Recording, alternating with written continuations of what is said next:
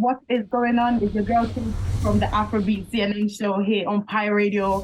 And I've got the one, the only, the greatest. Listen, I'm so excited right now. I can't even contain myself.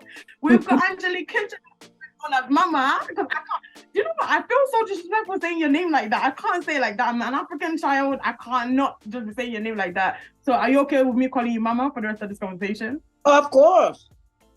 Amazing. How are you doing today? Wonderful. So what's the weather like where you are right now? I don't even know where you are, but what's the weather like? It's like London, probably. I'm in Paris. It's no sun. You know what I mean? Yeah. Paris is a lot like London though, isn't it? Yeah, so kind of have the same weather. Yeah, sometimes it looks exactly like London. And it's just like, I want some sun. I need some sun. Even if it's cold, I like the sun rising on then, and okay, you can be sexy, you can dress well. When it's gloom like that, you look like a mummy. Something about sun just makes you glow, makes you, you feel it, even your skin. Oh yeah, we need sun, man. Okay, so fun facts about myself. When I was little, my introduction to your music actually, when I was 4 years old. When I'm being naughty, of just being a little naughty girl at the age of 4, my mom will put on agolo to scare me into behaving myself. She'll put on agolo to scare me into behaving. She show you the video, right? Yeah. So when I'm being asked, and I remember I would get so scared, but this is core memories now, because now I'm nearly 30 and I still remember those moments, and I still remember that song, and I'm in love. Listen, when you hear me say exactly. So this is a very core memory for me, and I wanted to know for you how impactful was the Aye album to your journey, because that album came out when I was born. This was 1994, and now I'm nearly 30 and I'm talking to you right now, so it's like, oh my goodness, this is crazy. But how impactful was the album though to your journey? Well, it's one of those highlights of the journey, as you said. The first one was Lugozo with Batonga, and followed by Aye album with Agolo. And it has been, at the beginning, day in and out on tour. It's just like you leave January 1st and you have like a couple of weeks off. And then at the end of the year, at December, you're just like, was busy, and still very busy. Yeah. No, of course. We'll talk about that later, because I saw you again this year, by the way. But you don't know. We're going to talk about that later. Okay. So 14 Grammy nominations, 5 Grammy wins, including the African Giant album, which featured Ghetto Boy. And big shout out to my girl, Ree. She actually worked on that album as well. And 4 months into a job, and she got a Grammy, which was amazing. Including your latest Grammy in 2022 being awarded as the best global music album. First of all, yes, that's right. Yeah. The best from Mother Nature, absolutely sensational piece of work. It is, I don't have any words, it's crazy. So being in a society where validation is what a lot of creatives seek for, how does it really feel? Well, it feels like a lot of responsibility. And the validation is, you have to start with yourself. You have to validate yourself for somebody to validate you. And if you wait on somebody else to validate you, never do nothing, because you never know what people are going to say. So you got to be absolutely you 24/7. And this is something that you feel like a lot of, I guess, the younger artists or the newer artists need to be aware of, and what they need to know. Yeah. Because I feel, they look at validation as so significant, and when they're not receiving these validations, obviously you see them online, they'll start ranting and people are having moments and breakdowns. So would you say, is it significant really for validation from other people? And I guess validation from other people is important, because we are each other's keeper and we are only one humanity. So when people realize and give you an accolade for what you do, it's always rewarding. It feels really good. But you cannot just live off those validations. Then you have no life. Because if you don't validate yourself, you don't love yourself, then you run after validation and the validation, and then sometimes, and if you don't receive them, you become bitter, you become angry. It's not a life to be. I mean, as you said, I've been nominated 14 times. And I was never mad when I didn't win, because being nominated is already a huge step. Yeah. In the pool of so much music in the world, so many artists. You are nominated for the Grammy. You don't win the Grammy. You can just tap yourself on the back and say, yes, I'm among those people that are doing a great job. Absolutely. Absolutely. I agree with that as well. And as we're talking, I'm learning. I'm taking things for my own self as well, because these are pure gems. Oh my goodness. I've been waiting for this moment. So on that note, Time Magazine named you as Africa's premier diva. Listen, do you know what? Personally, from as long as I've known of you or known your music and stuff, there's nobody like you. There's nobody like you. So that title is very, very, very fitting. You know, you also put on the top 100 most influential people in the world. I agree. Yeah, that's right. Oh my God. Titles. Like, what fuels your greatness? I don't think of myself being great. I'm just very purposeful and love what I do. I mean, when you live off your passion, you got to be grateful. Many people have passion that they cannot live up to or live with, and they have to do just a job to make ends meet. So for me, the greatness is in the little thing that you do and the step that you take as a baby step to get where you want to go. And the validation of the public is important, because the music you do, you want people to listen to it, and you want people to be empowered by the music that you do. So my talent is a gift, as I've been told by the elderly people in my family, especially the traditional musician in my country. They said to me, it's a gift, but it's not up for you to keep it for yourself. You gotta use it to empower other people. You gotta use it wisely, and never ever use that gift to praise hate or violence, because that's not what your talent is about. Your talent is about to make people feel great about themselves and find their call and whatever they want to do. So I was saying that we had Stonebwoy with us last week. We talked about his latest music video with you for the song Manoji, which video is so beautiful. It exudes blackness and Africa, and it just makes me feel so good, makes me feel so warm inside. And it spoke about, you know, how much he loved the experience of working with you and how much you inspired him. Now I want to flip the question back around to you. What was your experience like working with Stonebwoy on that track? I was in Ghana a couple of years, I think 2 or 3 years ago. And then he came to my hotel and said, we should do something together. I said, I'm open. What do you have in store? So he sent me the song, and I liked the theme of the song. And I said, okay, let me put my twist on it. And when we did the video, he was telling me, man, the last verse I put in, you pulled me up to do that. I said, yes, because you were too much on the range. And I'm like, I'm going to challenge you a little bit to see if you can catch up. And then he did. That's what it is, because you have to try things on, you know. Being in a comfort zone is good. But if you stay too long in the comfort zone, you don't take any risk, then you repeat yourself. Absolutely. So I like the fact that he took the challenge on and he sounded amazing. You did, yeah. No, it really did. That track is so powerful, so powerful. I actually sat down and watched it with my mom, and we were just talking. I think we were just froze. Nobody spoke throughout the entire music video. We're just like, wow, like this is beautiful. So yes, amazing. There's a lot of beauty in Africa, baby. We just have to show it. Home is calling me. I keep saying this. Home is calling me. You gotta go. Yes, very soon I'll be there. From watching your 2020 Grammy performance, which is one of my favorite live performances of all time, where you told everyone to stand up and get on their feet and made everyone move. You know, from that to then have the opportunity to actually having the opportunity to see you live in the flesh at Factory International here in Manchester, where you had our very own Pirate Radio alumni, Wanda, who also joined you on the stage as well. I must say, I'm in absolute awe. I'm so excited for what's to come, which leads me to London on the 17th of November. What is happening? I'm so excited. I want to know, what are there any special guests that we need to be, looking out for if you want to drop Oh, yeah.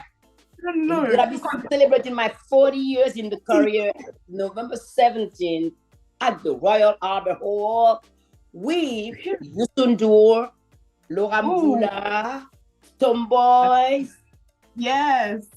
Yes. Ibrahim Malouf, and there might be some surprises. You never know. Listen, she's Hey. dropping some names, guys. She's dropping some names. So if you're not there, I don't know for you. If you're not there, you're gonna be watching on my Instagram story, and you're gonna feel horrible. You're gonna feel bad, and you don't want to miss that, because your performance and your energy on the stage is something. It's something to be studied. It's something to be studied, because the way you're moving, jumping around. But the thing is, the first part gonna be a little bit more subtle, but I'm gonna move still because I'm gonna be playing with the Chineke Orchestra. It's the first ever in the world a majority of Black people playing in a classical orchestra. I mean, it was overdue. It was long overdue. So for me, it's an honor to be on stage with a young African woman, Chichi, that created that orchestra. Wow. I mean, Chichi's small, but she has so much energy. And she plays the upright bass. And I'm telling you, for me, it's a dream come true to be on stage with so many diverse people from the diaspora, from Africa, to tell a compelling story about our talent and how we can move forward together by putting our resources and our talents together.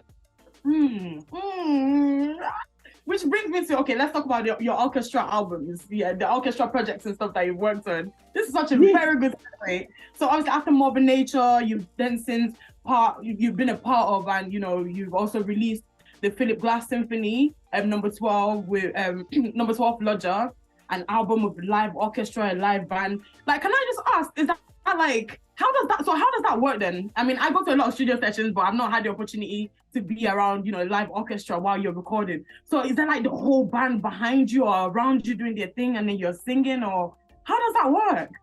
The first time I walked on in a classical stage with 110 people, a philharmony, I look around, I'm like, all right, Angelique, you asked for this, you better live up to it. It's challenging. It's very challenging. But one thing that is very comforting for me is always music. Music always keep me home and bring me home. So it took me a while to realize that when you play with an orchestra, you become an instrument. Your voice and your body, everything becomes an instrument because it's not amplified. So your voice becomes an instrument also. And my endeavor with classical music is started with one of the biggest contemporary classical composer, which is Philip Glass. Wow. And with Philip Glass, we did two things. We did the first commission that he received is called Ife Free Yoruba Song, that I wrote based on the mythology of the creation of the world according to the Yorubas. So I wrote the poem in Yoruba, recited it, translated, and sent it to him. And he transcribed the whole thing phonetically to be able to write the symphony. And then we did the symphony number 12, which was commissioned by the Los Angeles Philharmonic Orchestra 100-year anniversary. And when they asked him, he said, I will do it only if Angelique Kidjo is the soloist of my 12th symphony. That's how I get involved in there. That is right. Oh my goodness. Wow. As a Yoruba babe, I appreciate that, because you know what? Growing up, I thought you were Yoruba for the longest time. And my mom told me that. Yes, I am. My grandmother is from Yoruba. My family, they are kind of between Isenyi, Ilorin, Abeokuta, all of those places. Ibadan. Family. My uncle was a professor at the Ibadan University at one point. Wow. Okay. See, this is what I'm saying. I need to go back home. Home is calling me. You better. The food is good there, so you're gonna eat good too. That's a good thing. I need it, because Lord knows McDonald's is not good for me. Never eat McDonald's. I eat my McDonald's like 30 years ago. Oh, so what do you eat then? What do you like to eat? Because obviously when we started this interview, you were I like eating. to cook my own food. Ooh. And when I'm on the road, I eat Thai food a lot because it's made with fresh ingredients. What's your favorite thing to cook? Everything. I just invent. Sometimes I invent. I have on my memoir book some recipe at the end, so you can figure it out. See, I need to get onto that. I don't enjoy cooking because my mom was a caterer and I was stuck in the kitchen for a long time when I was little, and I was like, yeah, well, you know what? You can cook. Yeah. Cooking is easy. I can doing it. So just go for it. Then you know what is getting into your system. That is very true. Obviously, so you dropped your latest single in September, Satan, and I want to know what's next now. What should we be on the lookout for? Is there an album coming off that single? Are there more singles coming? More features? Anything that? My album is coming. That's for sure. I'm working on it. I just want to take my time and release it. It's gonna be a very important album for me because my mom passed away 2 years ago. So it's a mom. It's also it's coming to a closure, to a departure. It's about all those things, and still celebrating her joyful and very positive spirit. Yeah, no, I'm sure she's looking down at you very, very proud right now. I hope so, because amazing. my mom won't miss a dance for nothing in the world. Oh, but so last but not least, Pi Radio, we are a youth-led radio station, which means that we have a lot of young people around us, a lot of young people, working at the station and trying to get involved in something music-related, radio-related, podcast-related, all of that stuff. I wanted to ask, what advice would you give young people, within the creative industry on our various journeys? I was going to say their journey, but I'm taking it as well. So on our various journeys, what advice, obviously for you being in the industry for as long as you've been, surely it means you're doing something right, right? So what advice would you give us, that are up and coming now? Be consistent in whatever you do and be really good at it. Because you all together have different skills. And by putting those skills together, you can create a radio that's going to become absolutely the place that everybody want to be. Being young gives you also time to make mistakes, but learn from it and bounce back quick and get on it. And you have something to bring to the table. One thing that I realized during my lecture in universities is the complaint that the youth have, that the leaders of this world don't listen to them and the elderly people don't listen to them, thinking that they're too young to understand the challenges of the world they're living in. They understand it better than anybody else. But you have a role to play. You want this world to be a better place? You want your country to be a better place? Start building from now. Have a proposal. Have something that will work for the generations to come. Because you cannot start a revolution without anything to offer at the beginning, at the end of it. So it can be music, it can be radio is important to be the voice, the amplifier of the voices of different part of the society. So be open, don't judge, be a journalist, and give the platform to everybody. The one that disagree with you, let them speak and give them facts when you're fighting them. Let the fake news be history. Listen, everyone that's listening to this right now, I hope you're taking notes and taking in these gems, because these are not things that we get for free on a daily basis. And I am going to take that and move forward with that as well. So thank you so much. But just before we wrap this up, I've got a quick game for you. And it's very easy, very straightforward. I just want you to say the first thing that comes. You're not allowed to think about it, okay? You have to say the first thing that comes to your mind when I say these words. Are you ready? Okay. Music. Love. Culture. Absolutely. Africa. The place of the birth of humanity. Okay. Dance. Oh, if you don't move, why bother? Why bother? Exactly. Favorite music feature? Depends on people. Food. I love every food that is tasty. Just eat and feed your spirit. And last but not least, life. Life is made of uphill and downhill, but life is beautiful. Listen, ladies and gentlemen, boys and girls, I've been your girl Matilda, aka Tilly, aka Tills, aka Tilly Tills. This has been the Afrobeat CNN show here on Pi Radio with the incredible Angelique Kidjo, aka Mama. Hello, everybody. This is Angelique Kidjo. You on Afrobeat CNN show on Pi Radio. Stay with us. Thank you so much. It's been an honor. I'm so happy. The rest of my day is going to be great now because we've got radio tonight. So I just know this is what I needed today. Yes, I'm going to go and celebrate. Celebrate and have fun and be good to yourself.